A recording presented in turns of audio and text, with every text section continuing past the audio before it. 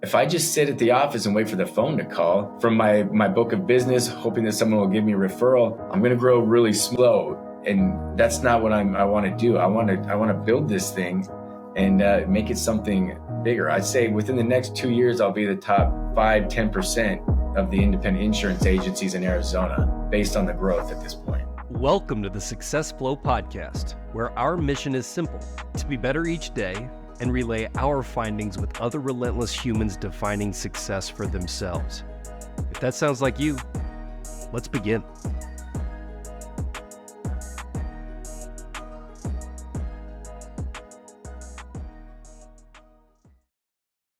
Phil, I'm excited for this episode. We got an amazing guest on today. We both know this guy very well. I met him, maybe I think it was 4 or 5 years ago.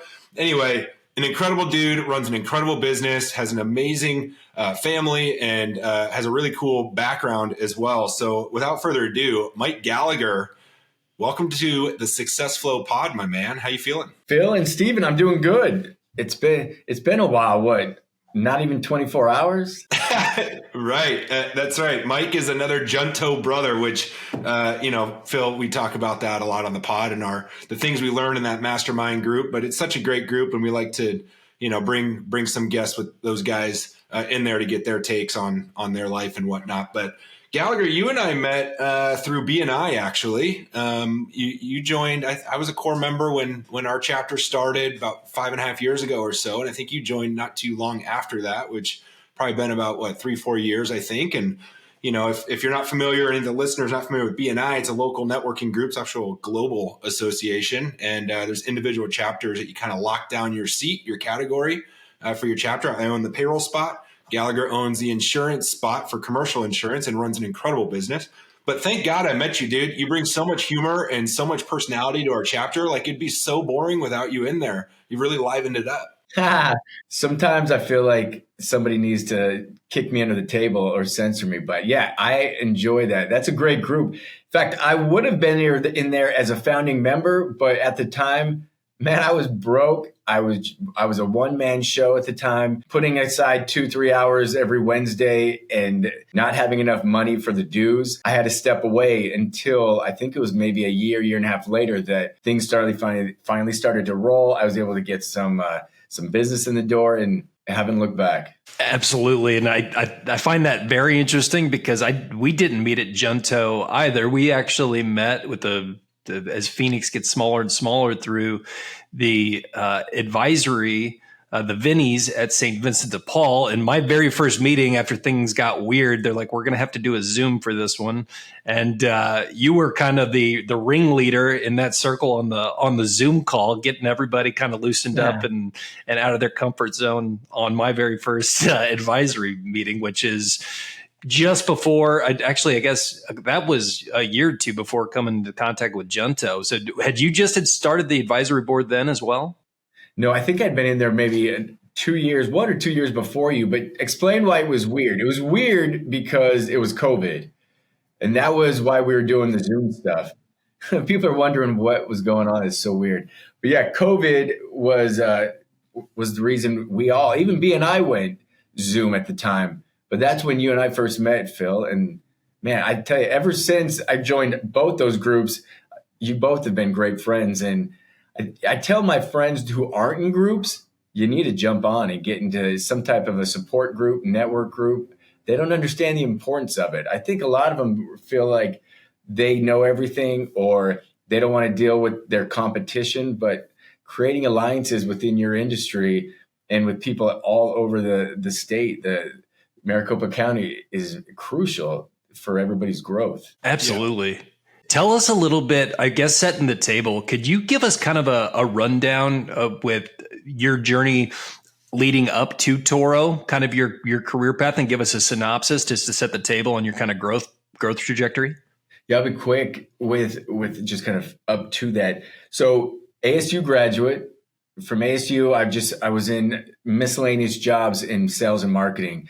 But if I'm to be honest, I realized quickly that if I don't own my own business, I'm not going to have a job because for whatever reason, headstrong, a little stubborn, you name it, it was tough keeping some of those positions because I felt like I knew it all. And that goes along with maturity and now a lot of knowledge that I didn't know all of it. But anyways, all this growth happened while I was in and out of these sales and marketing jobs. I got in with the Farm Bureau for a couple months, realized I didn't want to go the captive route and thought the independent route where we had a lot more options sounded a lot better.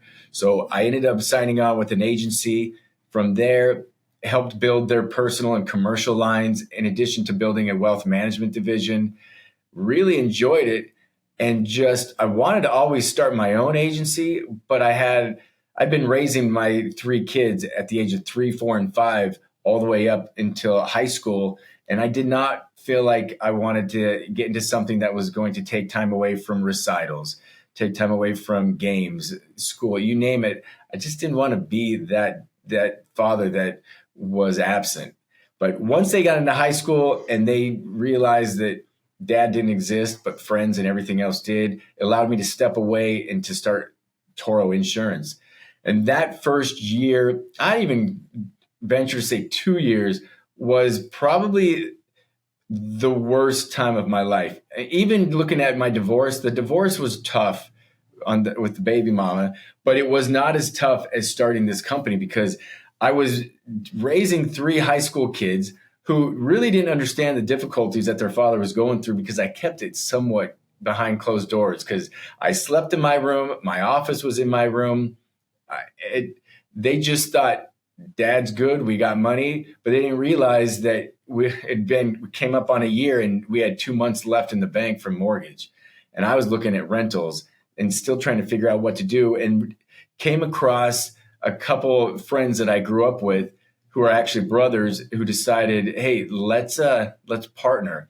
And it was a quick partnership. We put everything together, and from there on, Toro just kind of blew up. It's amazing what can happen when you have capital investors that've got the money to help you jumpstart. Because I could have done it like every other insurance agent and slowly grew the book of business year after year after year. But I was 43 when I started. And at that time, I wasn't willing to put in the time to grow that year after year by myself and maybe 1 or 2 employees. So with some help from capital, we launched Toro. We started out as a personal division with home, auto, toys, quickly jumped into the commercial and life space. And we have just been rolling ever since. And I tell you, there's something, you join a different club when you start your own business from scratch.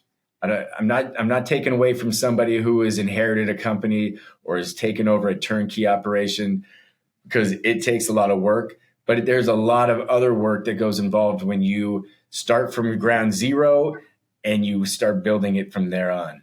Yeah, that's a really great backstory, Gallaugher, and there's a lot to unpack there that we'll dive into. Sticking to the professional side of things, I've seen the growth because you know when you and I met, you and I kind of started our businesses pretty close to each other. I launched in 2017 and you launched 18, I think, right? So January of 18.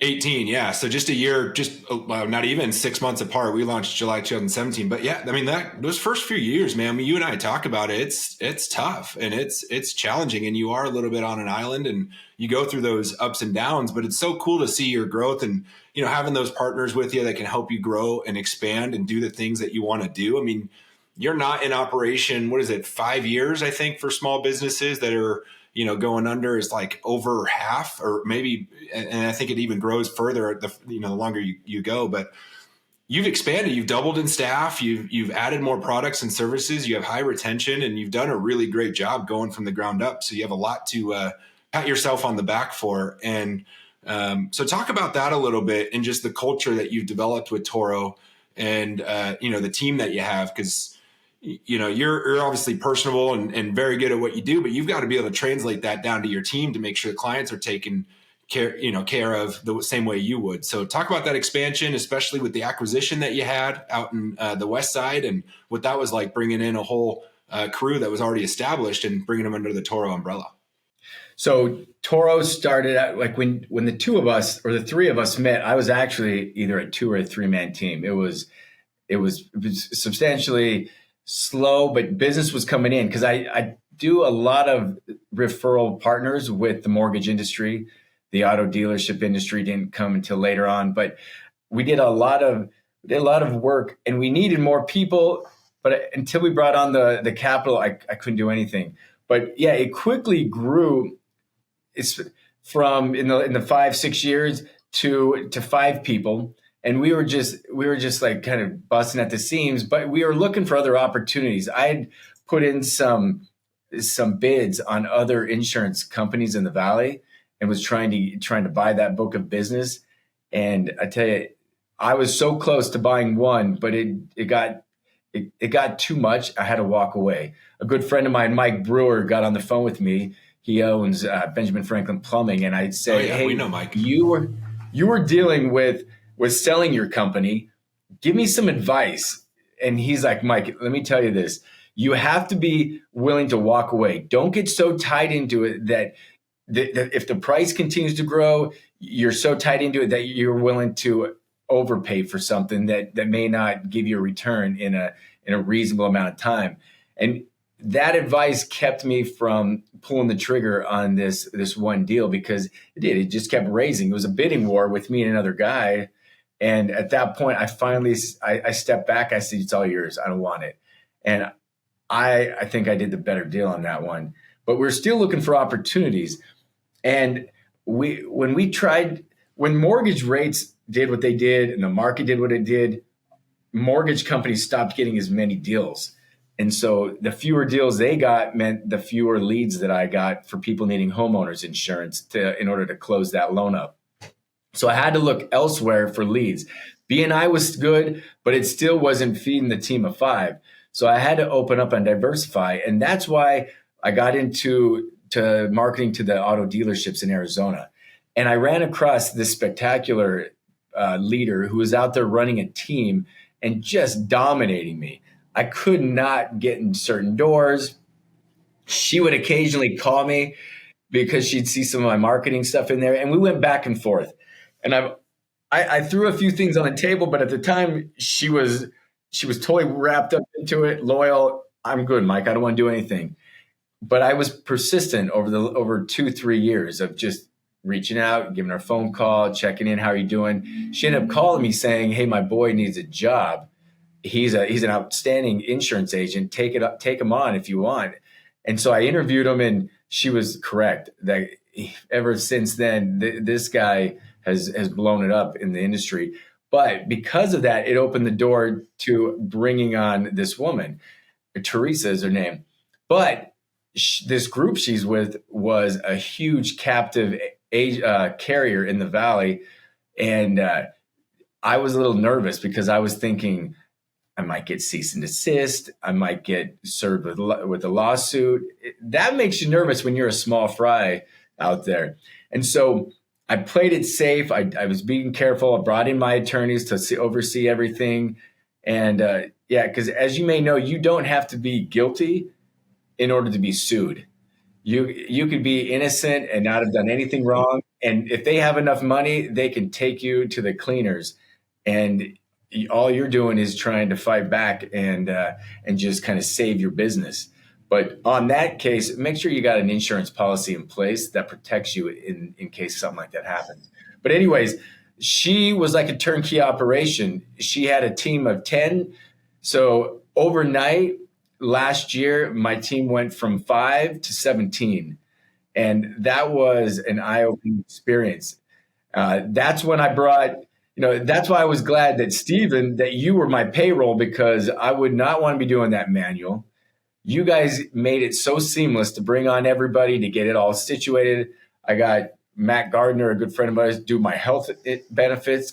He got me set up. I got a bookkeeper to really get my books in order. When you grow, you got certain pains, and those pains grow even more so as that growth happens. And so all these people coming in helped to make that happen. It was pretty seamless, but yet payroll was the big just that's a lot of money that you pay out each month to these employees. And that was probably my biggest pain, was making sure that we had the capital in place to bring on a team of 6 or a team of 11 and make that a whopping 17. Some people listening might say 17 is not a lot. Well, it is when you go from starting your company with 6 years ago. I remember when you were walking us through that up north at the summit, and you were just kind of getting rolling, and that was a big portion of your value proposition and plan going into this year. And just over your progression of getting to know you, there's 2 things that I would say is really sets you apart. One being the resourcefulness, and you kind of started out with that, this refreshed as you started your own business, knowing that you didn't know it all, and willingness to reach out and ask questions is one. But 2 is thinking outside of the box. When you're talking about insurance, we joke around in Junto, and everyone does, about, the commoditization of it. How do you set yourself apart? And that's something that I can tell is always on the top of your mind, is what makes Toro different, and what makes Mike Gallaugher as a founder of Toro different. Can you walk us through, has that changed from, just launching the business, or how is your mindset there progressing? Or do you even agree that those are 2 things that you've been working on? What makes Toro different? So when I was at the other agency, it was that agency or bust. Everybody else were considered competitors, enemies. Don't talk, don't do anything with them. They're poison. We are the only winners in the valley. And I always was uneasy with that. So I quickly, when I started my own company, I started spreading my feelers out, getting into different associations like BNI, getting into other associations like St. Vincent de Paul Phoenix, or the Care Fund, or the Arizona Heart Foundation, and really started figuring out where I fit. And what I also joined was the Independent Insurance Agents Brokers of Arizona. It's called the Big I because it's a lot to say, but the Big I oversees and works with all the independent insurance agencies in Arizona. And I started trying to figure out, like, how do I climb that ladder and how can I do it the quickest? And I started asking around, how do I get to be a part of the board? How can I get into leadership in this organization? Because it really is a great way to rub shoulders with some big insurance agencies in the Valley and start to create alliances. Those alliances have been amazing resources for me. They don't look at me as a competitor, and nor do I look at them as a competitor. I think we respect each other as competitors, and we don't fear each other, but we more or less are there to help each other out. I think in my early infancy, I might be taking more than giving, but that's okay. I think they all realize that I am taking a lot more, but I do my best to give back. But I quickly went from committee chair and jumped to the executive board the next year. And so I was secretary, treasurer, and at this point I'm vice president. And being in that helped me with resources to grow. Like, there's a lot of questions that you have when you don't have dad to turn to and say, hey, dad, you've started this company. What do I do from here? Man, my father's a fireman and my mother was a teacher. So they do step back when I start asking them business questions, because it's just not, they didn't have to know those things. So it was crucial that I went out there and found those people to talk to. Junto has been huge with people to call on. And you got Chris Duncan in there, who also has his own insurance agency. He doesn't look at me as a competitor, and nor do I. We've thrown ideas back and forth. And I tell you, that partnership, that relationship has been ideal. And, I'll thank him to the bitter end on a lot of the questions that he's answered for me.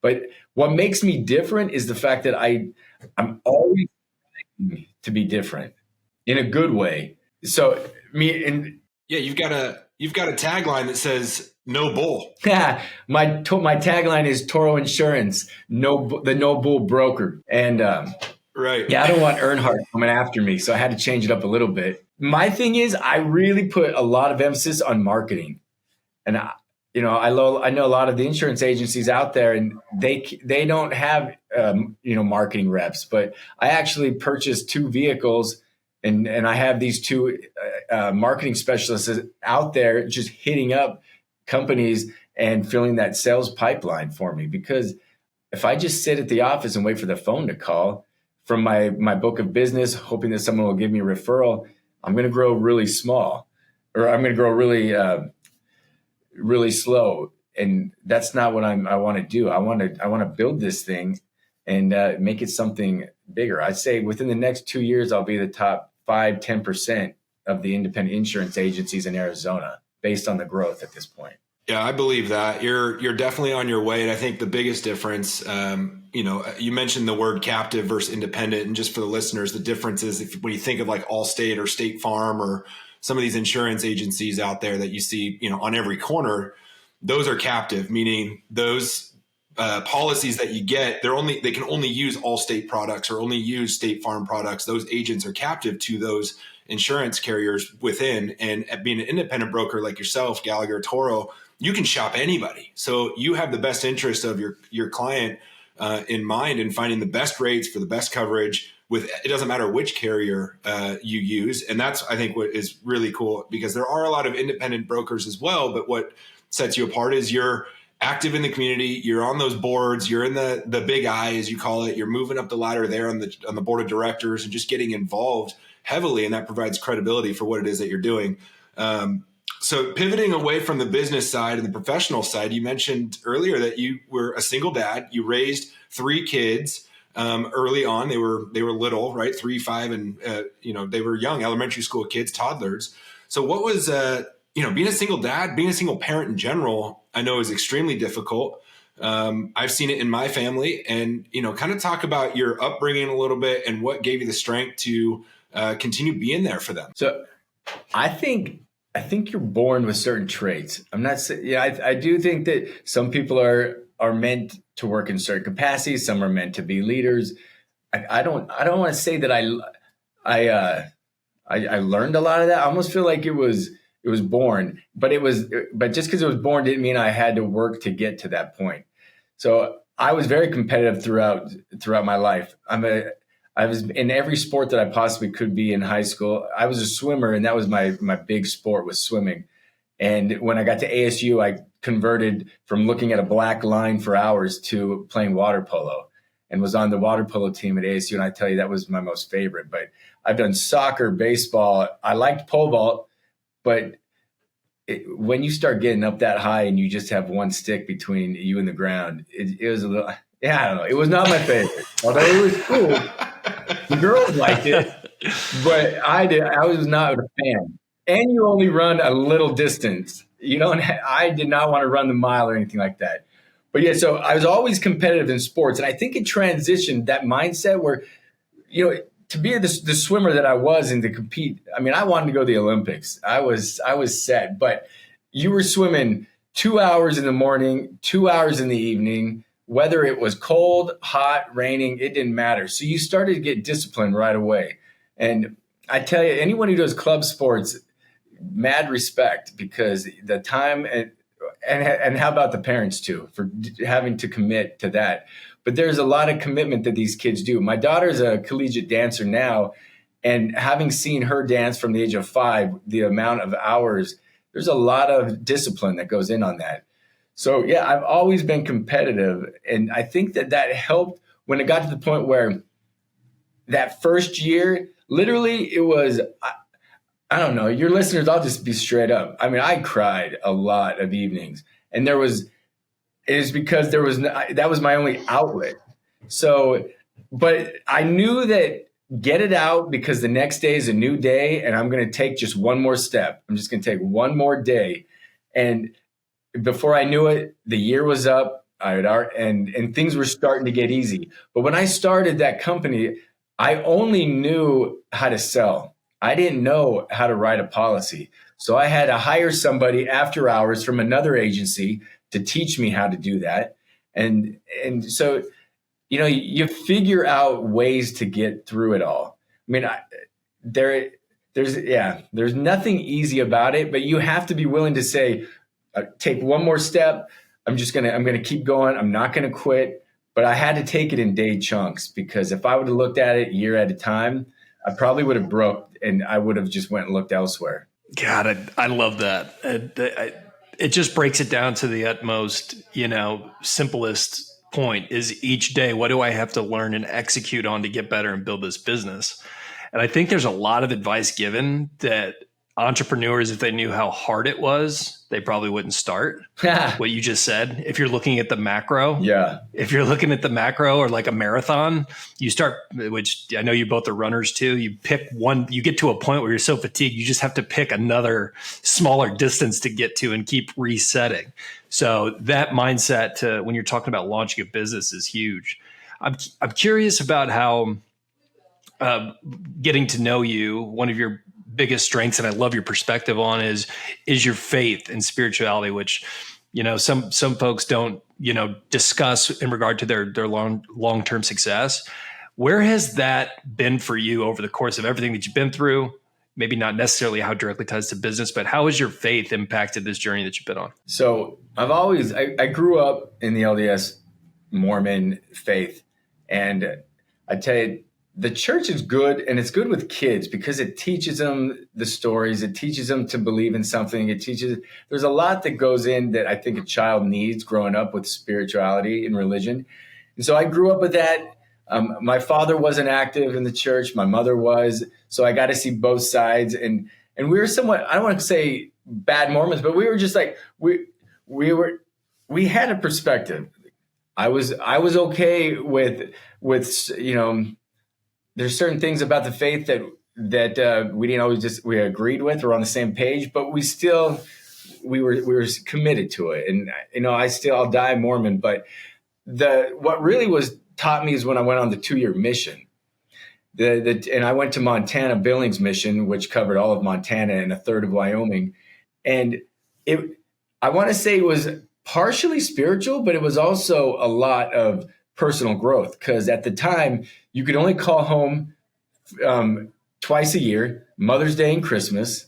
You couldn't get visitors, you couldn't date, you couldn't do anything that you could get hurt. So like we couldn't go skiing or we couldn't go fly fishing, anything below, above our knees, because we're out there wading in the water. So it taught me discipline. It taught me to follow rules that I didn't necessarily always agree to. Like I thought that I was a swimmer, so why did I have to go up to my knees only? I was fine. But, even if you're in the military, there's rules that you follow just because that you don't have to have a reason. And that's what teaches discipline. And I think that's what, tie discipline in with spirituality and having a higher power, because I do believe in a higher power. I don't think I would have been guided to my partners, my capital investors, without some divine assistance. So that helped me. And then moving into marriage and moving into having kids and especially the divorce and having to raise those kids on my own, you need a village. There is no way I could have done that and been so proud and have a big ego thinking that I could do it on my own. But I had mom at the time. I was so broke, I even had to move in with mom and the 3 kids. There wasn't a lot of financial support. I kind of took a financial leap thinking that I was going to make a lot more at that other agency. And I kind of went in on a penny budget, penny payroll. And I get it. I was opening a new position. So I'm not complaining about that. I'm just kind of saying that it was difficult. So there was a lot of time spent on my knees. Whether you believe that those prayers go to the higher power or not, I still feel like you're manifesting something beyond yourself. And so me pleading for assistance, me pleading for help, me pleading that I can get my kids through this and they won't turn out horrible. That's, I think, a huge concern for parents is during divorce, am I going to jack my kids up and they're never going to be the same? But they have so many pseudo parents from church and being raised in the faith. Whether I would have been raised Mormon or Jewish or Catholic, I just think having a support group outside to help step in, bring you meals when you need to, have good kids to spend with your children. Because I do believe your kids turn out like the kids they hang out with. And same way with us. We are We are basically a product of our top 5 friends. You know, if you hang out with people who drink and smoke, I think you're going to be doing the same. If you hang out with people who are successful, you're more likely to be successful. So I think if I were to do it all over again, I would do the same stuff. Yeah, I couldn't agree with you more. The accountability groups and the mastermind groups and the people that you can align with, it just opens the door for more opportunity. You just follow in those footsteps, and you just you're just exposed to it so much. It just becomes, you have an identity shift. But your son also went on a mission. You and I have talked about that. Did he have a similar experience that you had? So I've got 3 kids. You can go on a mission if you're man or woman. But my daughter was absolutely, I'm not going, Dad, which I was totally fine with. And my oldest son, he didn't want to go, so he didn't go. I think sometimes we put too much pressure on these kids to do things that they don't want to do. So I was completely fine. And the third one decided to go. Do I love my third one, my youngest, more than any of the other 3? Not at all. I think I love my kids the same, and you can't raise your kids the same. It's different. So back to my son, Jackson, he's in Santiago, Chile now. He's been out for almost 15 months. And like my experience, he was not excited about it. He actually wanted to come home around the 5-month mark. I don't blame him, man. Missions are hard. Your friends are back home, or they're out. Your family's home. They always pair you up with somebody. They call it a companion. So you're always with a companion that you don't choose. And that companion could be one of the worst people to make your life miserable on your mission. But it teaches you tolerance, patience, and to work things out. I said, at least you can choose your wife. But even then, she still will get on your nerves, and you're going to have to figure that out. But at the 5-month mark, he's like, Dad, I'm coming home. And I'm like, he was man enough to make the decision to go out. I felt he was man enough to make the decision to come home. But I wasn't wanting him to quit, because I felt like that would have followed him throughout his whole lifetime. His buddies would have come home after 2 years, and he would have been home, and he would have realized those 2 years are actually faster than I thought. So it was more of a thing for his mind and his growth. I didn't want him to quit. And we went back and forth for like a month. And there were times where he's like, don't be surprised if you find me knocking on your door in a week, Dad. I don't like this. But we talked it out. We walked it through. And at that 6-month mark, I think something changed in his head. And I think he realized, I'm not a quitter. My dad did it. My friends are out doing it. I have ancestors that have done it. It's hard. But I think he realized the person that he went out versus the person that he was 6 months later. And that was huge. The growth, he has to learn Spanish. So he was still struggling with the language, and he hated it that he wasn't able to use his gift, and that is gift of gab. And he couldn't talk. He just knew English, and everybody was Spanish speaking there. And I think he started learning Spanish because now he's completely fluent, and he's just thriving out there.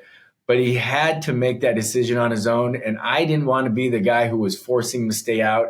I really wanted him to make that decision. And because I was patient and kind of had faith that the higher power would help him, bless him with the language, bless him with better companions, and bless him with patience and tolerance, it all just worked out. But I think as a parent, we have to teach our kids hard lessons. I would have loved to have stepped in and helped bless him and tell him what to do, but I couldn't do that. He has to be his own man. And same with my daughter and my other son. They're learning those lessons, but in a different way. I find that really interesting on the mission because of there's a lot of content out there about how humans no longer really have rites of passages into adulthood or manhood or womanhood. And that's really what that is, right? That it's a rite of passage of you're not the same after going through this experience as you were before. And there's some movements that are like trying to recreate these for week-long events or whatnot, but it's something that's been kind of lost in humanity because we just do what everyone else has done, go to college, have a little bit of a safety net with our parents, and then, right into the workforce. There's no definitive mission that you've completed that separates the line from boy to man or girl to woman. So I find that really interesting. It's one of the strongholds, and I think is a big purpose of that mission. I think the big thing you learn on a mission is you do grow up because you're forced to, because you don't have mom and dad that you can turn to. Even nowadays, we FaceTime once a week, which I like because it keeps us, what he's doing out there builds me and I build him up. And I feel like we missed that with my parents when I only got 2 phone calls with them. I might have cheated once or twice and called them an extra time. But, those were times where I really needed to chat with somebody. But yeah, even when the women go out and they come back, you learn to love the people who kind of hate you. Like you're out there, I don't want to say you're selling religion because that puts a financial aspect to it, because you're not. But in reality, you are out there selling something, trying to teach something where it's foreign to people and they may or may not want to have anything to do with it. So you have to have a certain love for the people because they can be rude. They don't want, I had plenty of doors slammed in my face. There was one time where I thought I actually wasn't going to leave this guy's apartment because I thought we were going to be chopped up and put in his freezer. Like it's scary. So you're put in these situations where you're forced to grow up. You're forced to rely on yourself versus go run to mom and dad, solve my problem for me. Yeah, you said your daughter didn't go, but I can understand why. You sent over a picture to us not too long ago with her. She's like an elite dancer, right? Her team's won national titles and all that stuff, right? So she's got like a heavy focus on being an extreme athlete, and you're in dad mode right now. She's got a bit of an injury and she's sitting out, and you'd reached out to us to kind of send her some words of encouragement. So what's that like when you got a kid who's down on themselves, and what do you say to pick them up? Yeah. So my daughter, it's kind of a joke. She doesn't know what it's like to lose, because all through high school, they moved her up to varsity the freshman year. And then from then on, they took state, they took nationals. Then she went to college, and she's dancing at a whole nother level. And they wanted to do, some moves that she wasn't part of. She's never been a gymnast, just a dancer. So she had to learn a few backflips, but the person who was spotting her didn't quite have her. And she ended up dislocating and breaking her elbow, which put her out because she couldn't straighten it. It was constantly bent, and it still is a certain degree bent, which will always be there, but we don't walk with our arms straight. So you can't really tell, but when you're used to dancing with lines and straight and arms that can fully extend, it throws your turns off. You get into a groove dancing at 5, and you're growing up with your body and you know how it all works. And now all of a sudden your body's not like it used to be. It was rough. I still remember the call that I got, that she showed me her broken arm and was telling me that she can no longer compete at nationals. And that was last year. And then this year, she still was not 100%. It gave me a real good perspective of why athletes, say NFL, college, when they get hurt in football, you just see them break down crying, because there's that, you start to have an identity where I'm a dancer and that dancing makes me, or I'm a football player and that football player makes me. And now all of a sudden your identity is taken away. Where does that leave you? And I fully got that as I've watched my daughter really start to do more therapy, to do more strength building. But that lesson that she's learning is valuable. She's had to step up as a leader. She's been able to do things that, stepping aside onto the sidelines, you see life differently. You dance differently because now you're not out there front and center on the stage. You got to take a different perspective. But that lesson alone has taught me, as well as a huge lesson to her, that, okay, I am a dancer, but it doesn't define me as a person. I can still be Skylar. I can still be myself and still go on with life, even though I have an injury. But yeah, the injury has actually put her out of dance. She's no longer able to dance. That's actually a really good transition and good kind of mindset for how we like to ask everybody on this podcast, what we like to ask them. And I'm curious if this has changed in the last, 5 years or so for you, but what is success to Mike Gallaugher? If you had to put a definition to it, what's success? That's difficult. If you would have asked me when I first started, success would be a staff of 3 and a $2 million book of premium. That would be success. But then all of a sudden you hit that and you're like, I can do something better. I don't know if I have if I'm to like give you like a corny answer, would be I got healthy kids and I got a happy family. I don't know. That is success in itself. But as somebody who's competitive, it's hard to define what success is, because once you hit that success point, you almost forget that's the success to you, because now you're looking at the next success point. So I just need to take a step back and remember, Mike, you hit this benchmark. Celebrate it, enjoy it, but it doesn't happen. I've tried to, because I'm always hitting that and going to the next one. I wish I had a better answer for you, but the success, I don't know. I have no idea. That's a great answer. What I heard is it's the journey there. It's constantly in process, and you've got to kind of compartmentalize with what the real meaning is for you with the family and the health, but you're still redefining it day in and day out on what the business portion looks like. I love it. Exactly. Yeah, exactly. It's like, having a growth mindset, it's almost like you're never satisfied, which is not always a great thing, I don't think, but having the ability to go back and reflect on what you've done. I struggle with that as well, because it's always like, okay, I've reached this level. What's the next level? What's the next level? And it's challenging to like, man, yeah, we are healthy. Yeah, we have a home. We have food. We on the table. We are growing. We are building businesses, and we're doing these things. And so I think that was it is a hard word to define, and I think we're always defining it. And we have pivotal moments in our lives that change those. But Mike, I really appreciate you jumping on. I know that. In the future, when you get the Dreampreneur Truck podcast going, running around town, we want to join you on the road one of these days, which is such a great idea, and I'd love to see you make that happen sooner rather than later. But again, thanks so much for jumping on, Mike. We're going to post some information in the show notes so people can follow you. But verbally, why don't you just tell the listeners how they can get in touch if they need any insurance or just want to talk to you about anything. Perfect. So rates are high. Let's just be honest. We are getting people calling, asking us to go out and reshop with other carriers. So the biggest things I would say right now, if you wanted to reach out to me, I don't need to be your agent. If you got an agent, call that agent and have them help you. On my end, I'm happy to step in. If you don't know your agent, that's a big problem. You need to find that out. But if you need to get a hold of me and you want to actually ask me some questions, or for me to review your policy, whether it be your business policy, workers' comp, general liability, property, equipment, or auto, home, toys, whatever it may be, call me.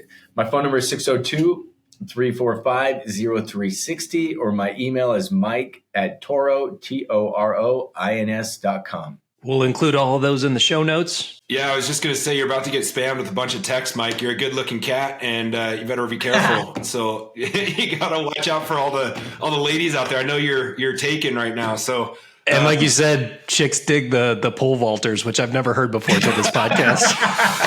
Well, at least I was thinking one last thing before we wrap up. Mike, you are my agent. You're the man. Your team rocks. I use you for all my stuff, and really appreciate you hopping on. We'll catch up later. And for the listeners, I hope you all have a great day. And Mike was able to bring some value, because I know there was some value that Phil and I picked up from this conversation. Cheers, y'all. Cheers.